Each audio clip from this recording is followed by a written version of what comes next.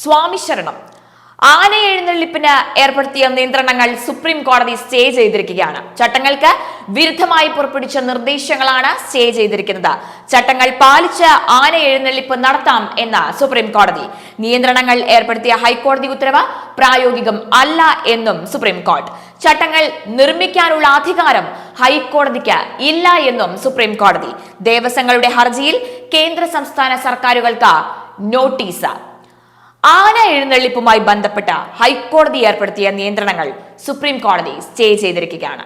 2012 ചട്ടങ്ങൾ പ്രകാരമായിരിക്കണം ഉത്സവത്തിന് ആനകളെ എഴുന്നള്ളിക്കേണ്ടത്. ഈ ചട്ടത്തിൽ ഉത്സവത്തിന് ആനകളെ എഴുന്നള്ളിക്കുന്നതുമായി ബന്ധപ്പെട്ട കൃത്യമായ മാർഗരേഖ നിർദ്ദേശിക്കുന്നുണ്ട്.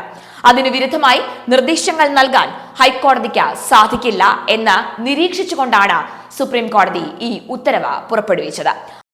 ബഹുമാനപ്പെട്ട സുപ്രീം കോടതി ഇന്ന് ഇറക്കിയ വിധിയിൽ വളരെയധികം വ്യത്യാസമുണ്ട്. ഹൈക്കോടതിയുടെ 2 വിധികളെ തൽക്കാലം മാറ്റിവെച്ചു. ഇന്ററിം ഓർഡർ ഇന്ന് പാസ്സാക്കി. നമ്മളെല്ലാവരും കണ്ടാണ് തൃപ്പൂണിത്തുറ അരങ്ങേറ്റപ്പെട്ടു. അതുപോലെ തന്നെ ഗുരുവായൂർ ഏകാദശി, ഗുരുവായൂരപ്പന് 10-40-50 ആനയുണ്ടായിട്ട് ഏകാദശിക്ക് വെറും ഒരു ആനപ്പുറത്ത് എഴുന്നള്ളി. അത് കാണുമ്പോൾ എല്ലാ ഭക്തജനങ്ങൾക്കും വലിയ സങ്കടവും വിഷമവും വന്നു. ഇതൊക്കെ തീർക്കാനായിട്ട് ഇന്നത്തെ സുപ്രീം കോടതിയുടെ വിധിക്ക് സാധിക്കും. എല്ലാ പൂരപ്രേമികൾക്കും അതുപോലെ തന്നെ സംഘാടകർക്കും വലിയൊരു ആശ്വാസമായി. ആന എഴുന്നള്ളിപ്പുമായി ബന്ധപ്പെട്ട ഹൈക്കോടതി ഏർപ്പെടുത്തിയ നിയന്ത്രണങ്ങൾ റദ്ദാക്കണമെന്നാവശ്യപ്പെട്ട തിരുവമ്പാടി, പാറമേക്കാവ് ദേവസ്വങ്ങൾ നൽകിയ ഹർജികളാണ് സുപ്രീം കോടതി പരിഗണിച്ചത്. ആന എഴുന്നള്ളിപ്പുമായി ബന്ധപ്പെട്ട ഹൈക്കോടതി ഏർപ്പെടുത്തിയ നിയന്ത്രണങ്ങൾ പ്രായോഗികമാണ് എന്ന് തോന്നുന്നില്ല എന്ന് ചൂണ്ടിക്കാട്ടിയ സുപ്രീം കോടതി എതിർകക്ഷികൾക്ക് നോട്ടീസ് അയച്ചു. 2012 ചട്ടങ്ങൾ പാലിക്കാൻ ദേവസ്വം ബോർഡുകൾ തയ്യാറാകണം. ചട്ടം പാലിച്ച് ദേവസ്വം ബോർഡുകൾക്ക് ആനകളെ എഴുന്നള്ളിക്കാം. ചട്ടത്തിൽ ഉത്സവത്തിന് ആനകളെ എഴുന്നള്ളിക്കുന്നതുമായി ബന്ധപ്പെട്ട് കൃത്യമായ മാർഗരേഖ നിർദ്ദേശിക്കുന്നുണ്ട്. അതിനു വിരുദ്ധമായി നിർദ്ദേശങ്ങൾ നൽകാൻ ഹൈക്കോടതിക്ക് സാധിക്കുകയില്ല. ഹൈക്കോടതി ഉത്തരവിലെ നിർദ്ദേശങ്ങൾ നിലവിലെ നിയമത്തിന് വിരുദ്ധമാണ് എന്നും സുപ്രീം കോടതി നിരീക്ഷിച്ചു. ആന ഒരു ജീവിയാണ്. 3 മീറ്റർ അകലം പാലിച്ച ആനകളെ എങ്ങനെ നിർത്താൻ കഴിയും എന്നും കോടതി ചോദിച്ചു. പകൽ 9 മുതൽ 5 മണി വരെ എഴുന്നള്ളിപ്പ് പാടില്ല എന്നാണ് ഹൈക്കോടതി മാർഗനിർദ്ദേശത്തിൽ പറയുന്നത്. ഉത്സവാഘോഷങ്ങളുടെ ഭാഗമായി ചടങ്ങുകൾ കൂടുതലും നടക്കുന്നത് ഈ സമയത്താണ്. അങ്ങനെ വരുമ്പോൾ ഇതെങ്ങനെ പ്രായോഗികമാകും എന്നും സുപ്രീം കോടതി ചോദിച്ചു.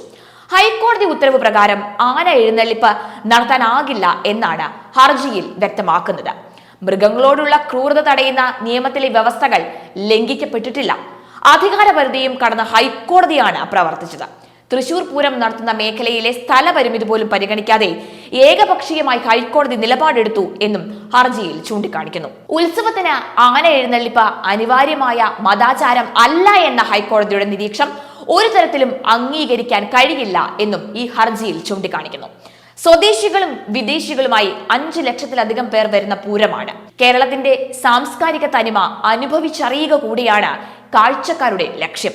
ഡിവിഷൻ ബെഞ്ചിന്റെ നിർദ്ദേശങ്ങൾ റദ്ദാക്കണമെന്നും ഹർജിയിൽ ആവശ്യപ്പെടുന്നുണ്ട്. എന്തായാലും ഇത് പൂരപ്രേമികളുടെ വിജയം തന്നെയാണ്. ജനങ്ങളുടെ ആവശ്യം സുപ്രീം കോടതി മനസ്സിലാക്കിയിരിക്കുന്നു എന്ന് വേണം മനസ്സിലാക്കാൻ.